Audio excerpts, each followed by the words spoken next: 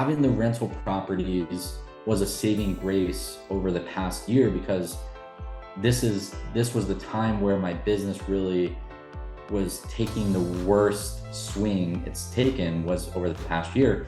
But because I had my rental properties, I had some passive income that I'm literally not working, an hour for, and it's coming in every month without a hiccup. And that unfortunately has been kind of going towards like debt, not something fun. But hey, if I didn't have that, I would have to be working whatever X amount of hours to be able to even just have that passive income, right? So it's been a blessing, and I don't obviously regret buying the properties at all, especially today in the situation I'm in. It's done nothing but help us and, lessen the impact of this financial hole that we're in.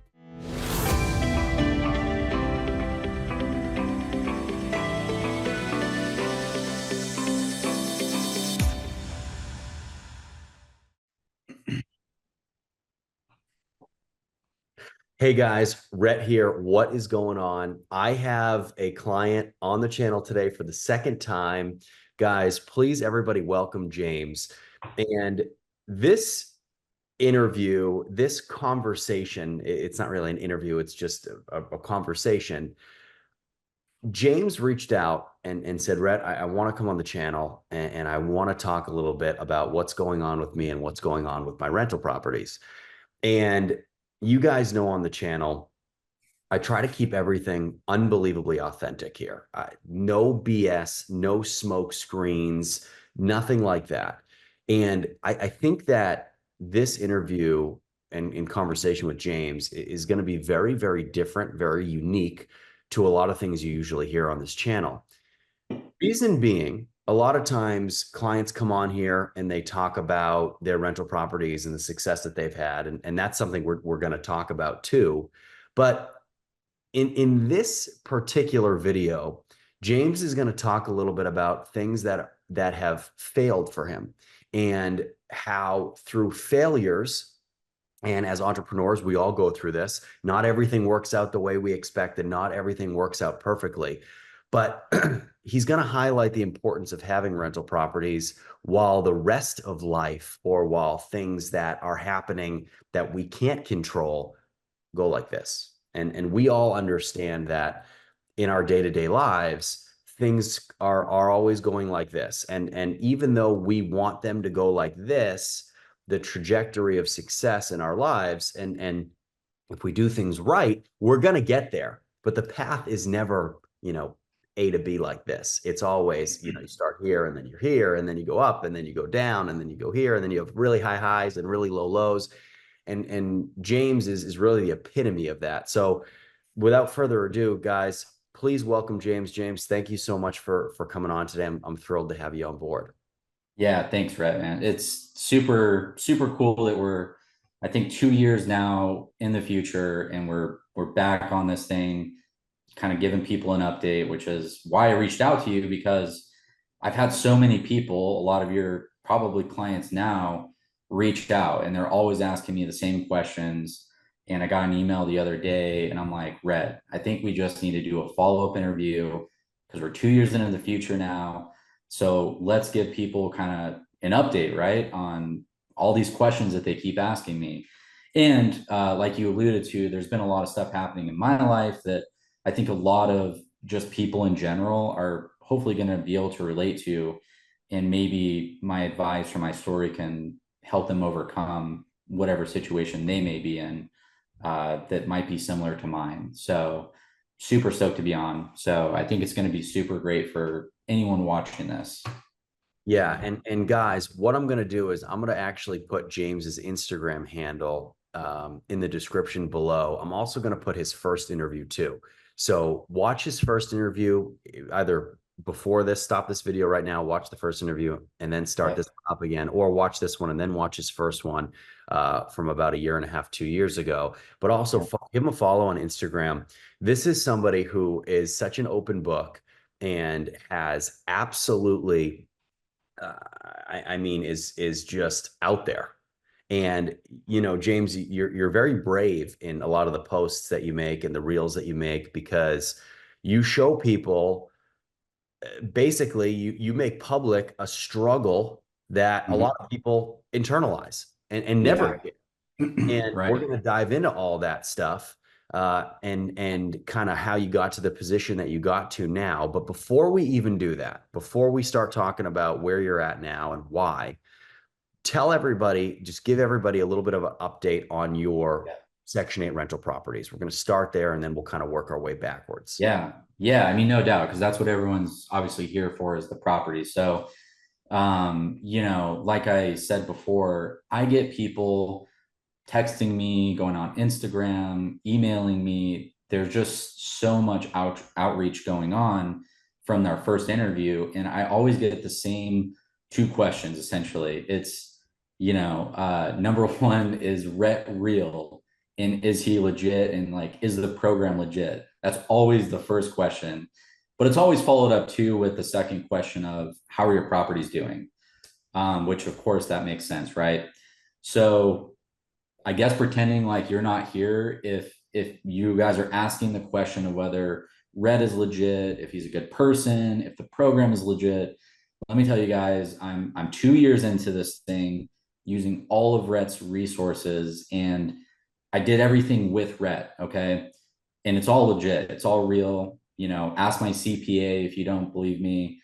But yeah, it's all legit, it's all real. Rhett is exactly, and this is what I tell people, Red is exactly who you get on YouTube. He's authentic. I tell people this, maybe I shouldn't, but like Red still texts me back, even though I'm not technically in the program right now. If I have a quick question, he will text me back. And I think that that goes to show that Red is not just doing this for a paycheck, right? And I think Rhett really does care about each and every one of his clients, probably because a lot of his clients are like me, just kind of normal people that are trying to build some type of wealth. And that's not easy, but it's amazing when it can happen, and it does happen. And I think Rhett is fulfilling some type of character trait that he just gets a ton of fulfillment from that. So that would be my answer to all the people wondering if Red is real and if the program is legit. 100%, everything's good. Now, the properties, how are they doing? I'm 2 years in after purchasing my second one. I actually think I closed, or excuse me, on my first property. I think I closed on that property July 5th, 2 years ago. So just past the 2 year mark. And, I think in the beginning, I was so new to this whole real estate thing that I wasn't sure what to expect. And in the beginning, there were some expenses, keeping in mind that these properties were freshly renovated. No one had lived in them and no one was living in them. So there were some kinks to work out in the beginning. And I think that that would probably be the case with literally any piece of real estate, right? Even like the luxury homes that you're building now. I'm sure that once they're built, you're going to have someone move into those. And there might be a few little things that got missed or just didn't get put together properly. So I wasn't expecting that, but that did happen for a short while. Fast forward now, and I think I'm at like a 10-month mark on both of my properties where I've had zero maintenance issues. And before that, it was just small stuff. It was like an outlet wasn't working properly. I think like a door fell off the hinge a little bit, and like they just re-put it, redid the hinge part. So it's small stuff. And at first, it was a little overwhelming. And I'm like, man, what's going on? But then it really leveled out, and it's stayed leveled out since then. And the property management is doing an amazing job. So I keep up to date on what's going on. The cash flow comes in every single month without fail. Never had one month where I didn't get paid. So yeah, I mean, the properties are doing great. The program itself has been great. And yeah, I mean, there's not really too much more of a 2 year update to give other than it's working, and it's working well. Good. I mean, that's what it's supposed to do, right? And I remember, James, you and I having conversations where And we always talk about this, when as soon as we rehab a unit and we put it on the market for Section 8, we find that Section 8 tenant. Yeah. During that period when the units are vacant and we finish construction, we do everything we can to stress test the units. We Yeah. turn all the lights on, we shut the lights off. We flush the toilets, we turn the showers on, we turn the sinks Right. on. We go in the rooms and turn the lights on, leave them on. We crank the air conditioning, we crank the heat, and we do everything we can to try and replicate what it's going to be like over those first couple weeks. Right. Doors, we close the doors. We lock the Right. doors, slam them. We do everything because we want to find those failure points before someone moves in. But there's never really a replacement or something that we can do to mimic somebody living in that house full Right. time with two, three, four, five people doing laundry twice a day and flushing the toilets 15 times a day and taking 4 showers and and using the oven and turning the heat on and turning the lights on. So that first couple months is always where we're going to see that maintenance. And then if we do it right, you should have the experience that you did, where you Yeah. have maintenance at the beginning, you get all the bugs out, and then after that, it's smooth sailing. So Yeah. I'm thrilled to hear that. And first of all, James, I appreciate all those nice things you said. You're the one that's doing it. You've just listened to me, and I'm thrilled for the success that you've had so far. And I'm really, really happy that it's working how it's supposed to, and which is why I'm Yeah. on here, talking about how to do this. You've done it. I can bring you to water, but you're the one that has to drink it, and that's done, Yeah. right? Yeah. So that's great. So the property in your portfolio and in your path as an entrepreneur, the properties are going well. They're going as expected. So talk a little bit about, because the last time you were on here, I believe we talked about kind of the three things that you were involved in from an entrepreneurial aspect. Section 8 real estate investing, which you just touched on. You had your own photography business, which Yeah. was sources of income. And then Yeah. you had a Turo rental car business. So Right. give us an update on those two things and kind of where those things stand now. Yeah, totally. And, this is going to be, I think, really good for people because, number one, life happens to everyone, right? Whether you're like the smartest guy out there or, you're just whoever, it can hit anyone. And life kicked me in the teeth basically when it came to a business risk that I took. And I think that it's important to tell this story because really, if I didn't have my investment properties and if I didn't do it the right way too, which is really important, if we hadn't done it the right way, my situation could have been much worse or could be much worse today. So basically, I took a pretty big risk with a business decision to shut down my photography business, which was a really great source of income. I was super passionate about it. There's a lot of reasons why I decided to move on from that business. Hindsight's always 2020. Like looking back, probably should have just stayed doing that, right? But I wanted to take a business risk and kind of dive into like the car rental business, specifically with Turo. Maybe had a little bit of grandiose thought of maybe going and building my own private car rental business. And you don't know what you don't know until you try. And I gave it a really good try. I've been doing it for over 3 years now. And at the time, I had decided that I was going to scale this business because it is a scalable business. And that was something that I didn't have with photography. So I wanted to scale this business and try and make more income than I was with photography. And I did, and I took all the appropriate steps, and basically it backfired. The market just took a huge swing, literally in the blink of an eye. We're talking about like a few month period where the market just it changed overnight, it seemed like. And I was caught in the middle of it. And because of that, I'm in a hole basically. I have a lot of credit card debt right now. Auto loan debt is a separate story. That debt's being serviced technically, but it is there, right? So long story short, took a business risk. We're in a pretty sticky situation as debt goes. Probably not in a place that anyone ever wants to be, but realistically, a lot of people end up in this situation one way or the other. Maybe it's not taking a business risk, but maybe it's just that life happens, and it does happen to everyone, right? But the bright side of this situation is that I am a smart guy and I do know how to get us out of it. It's just a matter of doing that. And we are, every month that amount will go down. I'm confident of that. And, swinging into a different business path is what I've decided to do. And I am confident that that will be a good business for me to swing into. And, having the rental properties was a saving grace over the past year because this was the time where my business really was taking the worst swing it's taken was over the past year. But because I had my rental properties, I had some passive income that I'm literally not working, an hour for, and it's coming in every month without a hiccup.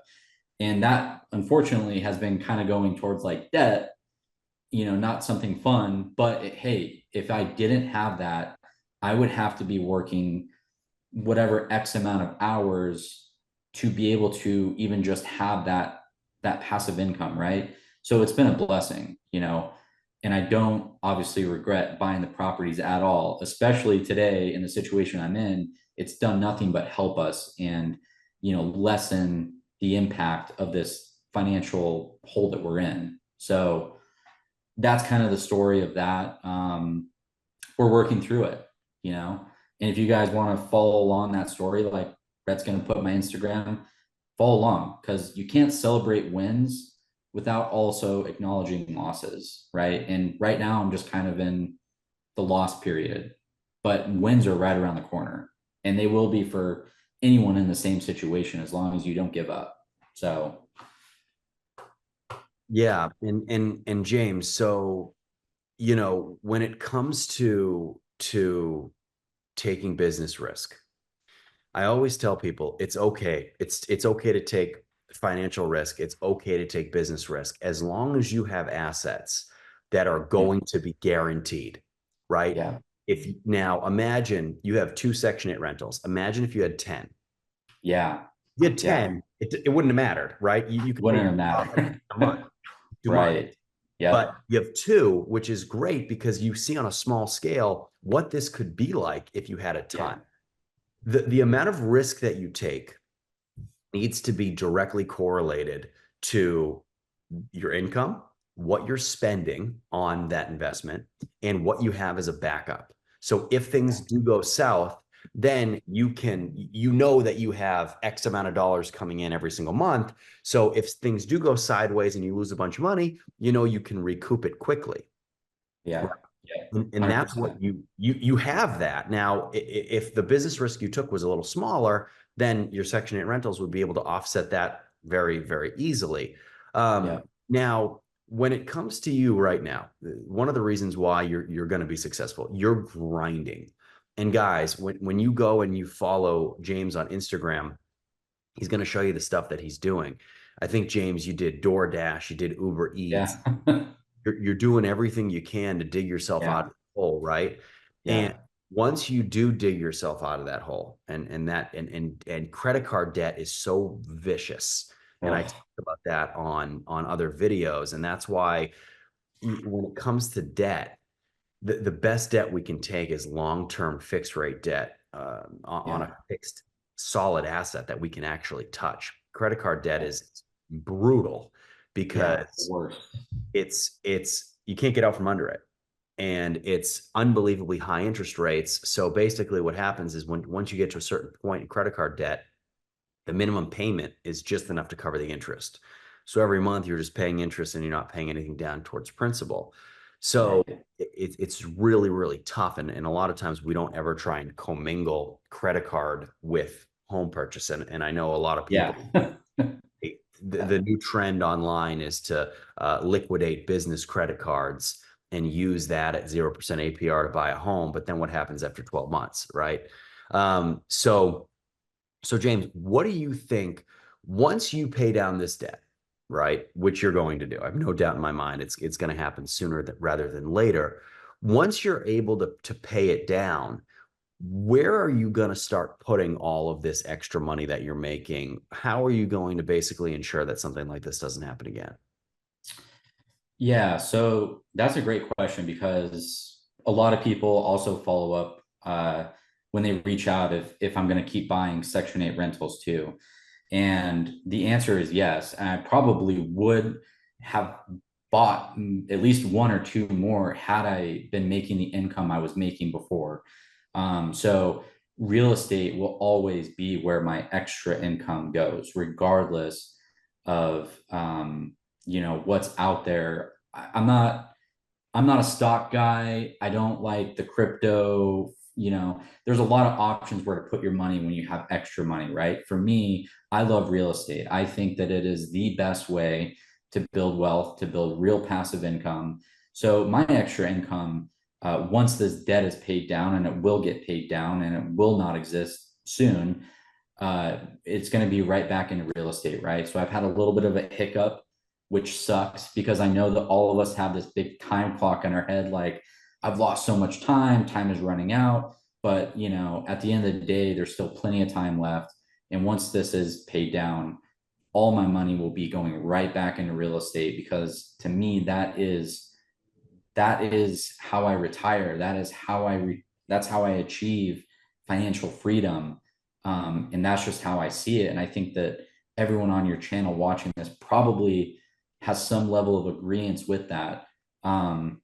So yeah, I mean, real estate is always going to be the most important place where money ends up going for me. Yeah, and James, I think you are you're an interesting case study because you've done two of the most popular right now, I would say, internet crazes, right? You've done the Yeah. car rental, which if you go on Instagram, I could scroll for 5 seconds and I can find two people who are selling a course, Yeah. right? Right. Right. On the car rental and the Turo Yeah. business. And then if I Yeah. keep scrolling, which I'm sure a lot of people watching this video are getting just hammered with ads from Section 8 rental. Not me. I don't do ads on Instagram or Yeah. TikTok or anything or YouTube or anything like that. But you'll get hit with multiple people selling their Section 8 rental property course, right? For sure. Right. You've done both. Yeah. There's significant differences between just those two businesses in general. Talk about the auto business. You have high interest debt, especially right now with used Yeah. car, new car interest rates over 10% in a lot of places, right? Yeah. Crazy hard to make money. You have an asset that you buy that's rapidly depreciating, Very so true. every day that it's being used or not being used, you're losing money on it. Right. Two items that are much different than real estate, because real estate you get the lowest debt offered right now, um, Yep. amongst every kind of interest rate, and you have an asset that's appreciating, not depreciating.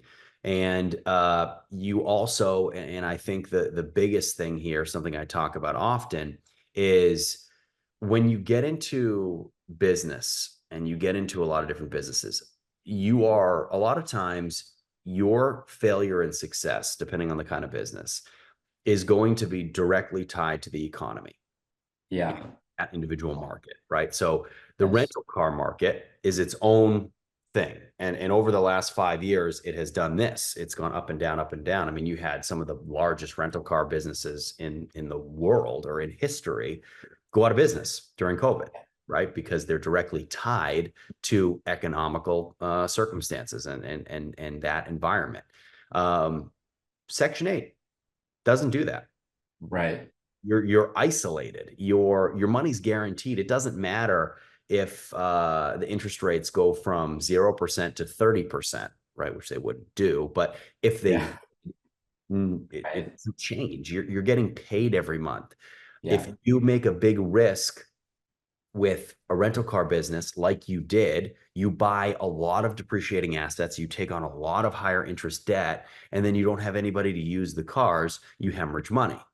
Yeah. we spend a lot of money and buy real estate assets that are going to appreciate. We put Section 8 tenants in them. We're going to find the tenants for them that we know that's the demand, and the money's backed by the Fed, and the Yeah. government prints money when they need more. We're Yeah. going to get paid. Yeah. So, if you look at it like that, I would go as far to say that you did two things on polar opposite ends of the spectrum. You went with virtually one of the most conservative asset classes and approaches known today, which is Section 8 real estate investing. And then you did one of the highest risk, also very high reward, though, because you can cash flow, make a lot of money doing rental cars and in the automotive business, but it's very high risk. So, you know, uh, do you think that after doing both of those things and take away, I don't even care about the outcomes, take that aside, but were you able to see the parallel or the lack thereof in the differences between, more so the contrast between those two different investment and businesses? Yeah, I mean, that's like what you're saying is like so true, right? You're talking about super high risk versus something really low risk.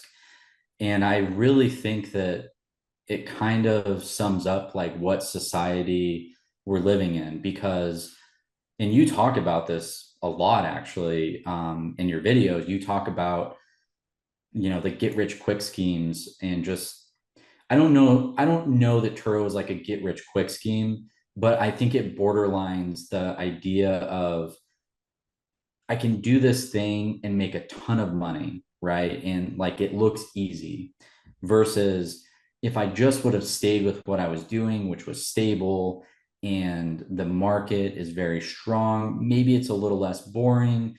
Excuse me, maybe it's a little less entertaining, maybe a little bit more boring. And maybe I'm making a little bit less money. I'm hinting towards my photography business that I left, and then you look at the rental properties again, which is the polar opposite of Turo. So, I think it sums up that society is we're it's easy for us to get caught up in these get rich quick things, which is why I think that the guru courses sell so well online because it's easy for us to say, oh, all I have to go do is this thing and I'll make $200,000 this year, right? But in reality, it almost never works out that way. And you are probably just better off staying at your $50,000 or $60,000 a year job, saving up for those year or two, and then investing it into real estate, which over time, you'll always win as long as you do that consistently. So yeah, I mean, I definitely recognize like how polar opposite these things were. And, I could take that risk to some degree because I did have some money. I still do have some money in my bank account. I do have assets backing me up, like the Section 8 rentals. Like you said before, had I had more of them, this probably wouldn't even be phasing me in life, right? So I think my lesson to be learned with this is that I think that a steady, reliable source of income is definitely not something to take for granted. And I tell all of my friends who are always saying, I want to start a business, I want to be an entrepreneur, I want to do social media. And they got a job that pays them 60, $70,000 a year. And I say, look, I think that if you just stay at your job over the course of the next 10 years, and if you invested into real estate over that 10 years, you're probably going to come out a lot further ahead rather than taking this ginormous risk and trying to do this get rich quick thing. You know, few people make it work statistically, right? And that's just how it is. So I think that my lesson and maybe a lesson for other people watching this is, with consistency and something reliable, don't take that for granted. If you put it into real estate, you will get there eventually. It just takes patience and discipline and consistency. So maybe don't do what I did and go into something super high risk just because the return is a little bit higher and it's a little bit more cool or whatever, right? I think there's a lot of power in just a normal 9 to 5. And if you have a 9 to 5, keep it, invest in real estate. And at some point, you're going to hit a point where you're completely financially free and you'll be patting yourself on the back. Yep, and I love it, James. And guys, please, please, please leave your questions, comments, anything for James below. I really am thankful, James, you wanted to come on here and talk today about this, because credit card debt is something that affects so many people in the United States, and it's so hard to get out from under it because of this brutal cycle of high interest and the inability to get past the interest at a certain point, Yeah. and being able to pay principal down. And if you have it, you got to work your butt off, right? Yeah. To pay it down. Once you pay it down, you need a place to put your money. You need a place that you're confident. Okay, I'm going to put my money here because I know this is going to be successful. I'm not going to take wild risk and just put myself in a position that's going to, put me in a vulnerable spot over and over and over Yeah. again. And Yeah. sometimes, in order to understand that, you have to make the mistakes. And that's Yeah. what entrepreneurs do. I mean, we gamble. Entrepreneurs gamble. Investors Yeah. gamble. And that's what makes us good at what we do. And that's what gives us the understanding. Now, if you were to sit down with somebody, James, and someone was to say to you, James, I really want to get into this business, or I really want to do this kind of business. You have done multiple businesses. You've Yeah. succeeded, you've failed. That is experience, and that is something that now you're still such a young guy that for the next 50, 60 years, I'm putting all my money in Section 8 real estate. That's it, because Right. it is going to guarantee me a return. I have had success in it. I've done other stuff. This works and I like it. Yeah. And getting to that point is really hard, because even clients of mine who have Section 8 rental properties, they do it and they're fantastic. They're doing everything they're supposed to do. They go online and they see the Turo ads and they go, maybe I should do that. Or they see, uh, Forex trading or Yeah. crypto, and they're like, Uh-huh. wow, higher return. Maybe I should do that. Yeah. And even though they have something that is just, it's boringly successful. And that's something I talk about too. We are boring over here. Yeah. Mm-hmm. It's, a slow train, chugga, chugga, chugga, chugga, chugga, chugga. But every month you get paid. You get paid. Yeah. Every year, the value of that property goes up and goes up, and it's boring. But Yeah. real wealth over the long term is boring. Yeah. So, I'm thrilled that you came on here, James. And guys, please give James a follow on Instagram. I'll put his handles below. James, the last thing I'm going to say to you, if there are people right now that are in your position, they are in a similar position to you, what would you tell them if you have the opportunity to talk to them right now? Man, and here's the thing. I know there's a lot of people in a similar situation, especially right now in this economy. I think we can all agree this economy is tough, right? And it's hurting a lot of people, whether you're an entrepreneur, whether you're just doing the 9 to 5, like everyone feels it today. And we don't know when we're going to get out of it, right? I mean, it could be years. So I would say that if you're in any tough situation, whether it's financially, mental, physical, like don't give up. Okay. That's the easiest thing to say, but it's hard to do. I get it, but don't give up. And you have to stay positive through these hard times. And consistency and discipline is what will get you out of those hard times. It may not be today, it may not be tomorrow, but at some point you will hit the end of the road and it will get better, right? So don't give up, be consistent, stay disciplined, and things will be okay.